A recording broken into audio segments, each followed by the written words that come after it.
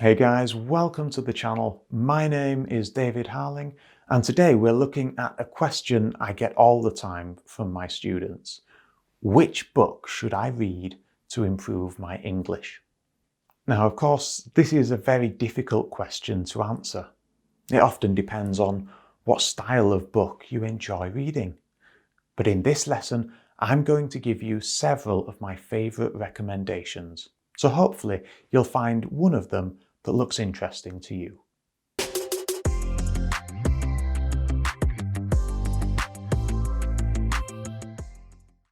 Our first recommendation is this one, The Hitchhiker's Guide to the Galaxy. Now, this is a brilliant British science fiction novel written by Douglas Adams. Now, it's quite a short book, but it's really funny. And by the end of it, you'll know the importance of always carrying a towel with you. You'll even know the meaning of life. Now, what more could you want from a book? I would definitely recommend this book. Several of my intermediate level students have read this book and they absolutely loved it. Our next recommendation is The Fantastic Mr. Fox. This is my favourite book by Roald Dahl. It was published in 1970 and it tells the story of Mr. Fox. He is a fox, and we see how he outwits his local farmers to steal food from their farms. It's very funny, and because it's a children's book, it will be quite easy for beginners to enjoy. It's definitely worth a read. I really love this book. I think I've read it about 3 times now. It's a very good book. Now, the next book is Animal Farm. Now, Animal Farm was written by one of my favourite authors, George Orwell. The book was published in 1945, and it tells the story of a group of farm animals that rebel against their human farmer. Their aim is to create a society where all animals can be equal. According to Orwell, his story reflects events leading up to the Russian Revolution of 1917 and on into Stalin's era of the Soviet Union. It's a really enjoyable book. Again, it's quite short. This version of it is only about 85 pages, so it does not take too long to read this book. So definitely worth a try. Now, you are probably aware of The Hunger Games. This is a popular series that is action-packed and it's quite thought-provoking as well.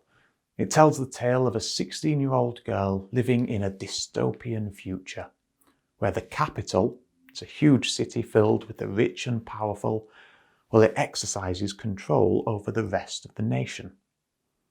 The Hunger Games are an annual event in which children from each of the 12 surrounding districts are chosen at random to take part in a televised fight to the death. The books are really quite entertaining, and they've been made into a series of films which you can also watch in English. Now, the book's target audience is teenagers, so the vocabulary used is quite wide, but it's not too challenging for English students. So if you're an intermediate student, then you might want to check this book out. Okay, so you know how I said one of my favourite authors was George Orwell? Well, here is another of my favourite authors. So this is Ernest Hemingway. His writing style is beautiful. The words that he chooses to use are perfect. He is truly a master of the craft.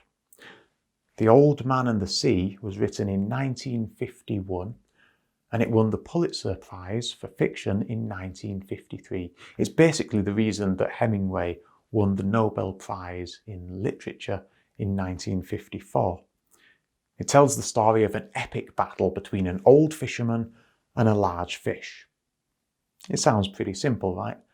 But once you get reading this short story, you'll see why I chose it. It is a beautifully written story that sticks with you long after you put it down.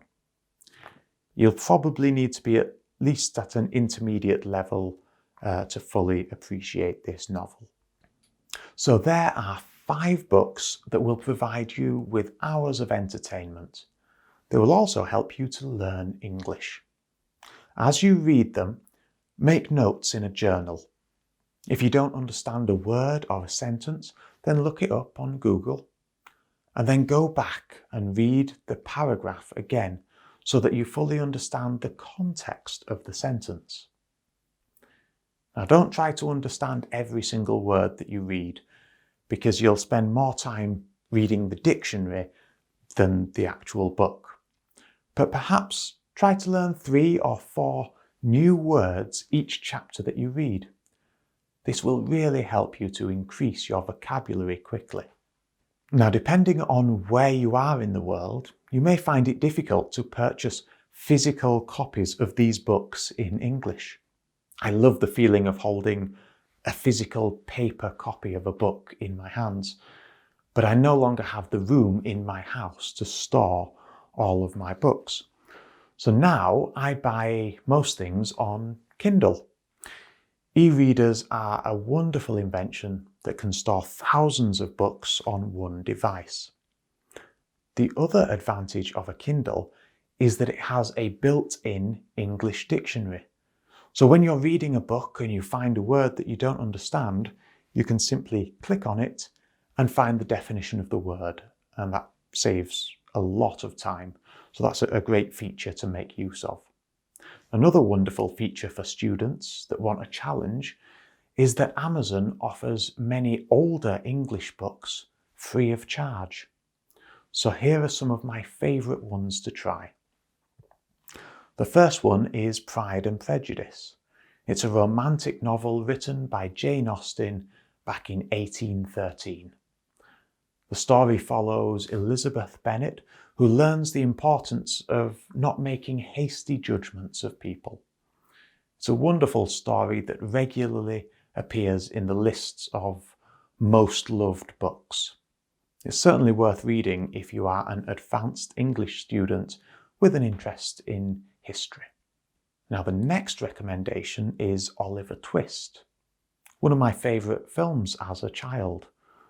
Oliver Twist was Charles Dickens' second novel, and it was published between 1837 and 1839. It introduces Oliver, born into a workhouse and sold into an apprenticeship. Now, spoiler alert, he eventually escapes and travels to London, where he joins a gang of young pickpockets. Again, it's an interesting look at Britain in the 1800s. The language used is sometimes very difficult, though. I find Dickens difficult to read, and I'm a native speaker, so be aware you may find some pages a little bit boring. But hey, it's free. If you're an advanced student, what do you have to lose? Now, the next book is Gulliver's Travels, and that is another classic novel. It's an old English book written in 1726. It tells a story in 4 parts. First, Gulliver is shipwrecked and washed ashore in a land called Lilliput. It's a land of tiny people, only 15 centimetres tall. After many adventures, Gulliver finds himself in a land of giants, a floating island, and a land of talking horses.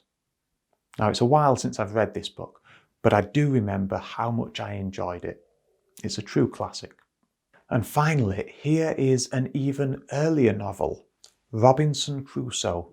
Written in 1719, the book by Daniel Defoe tells the story of a man who spends 28 years stranded on a remote island.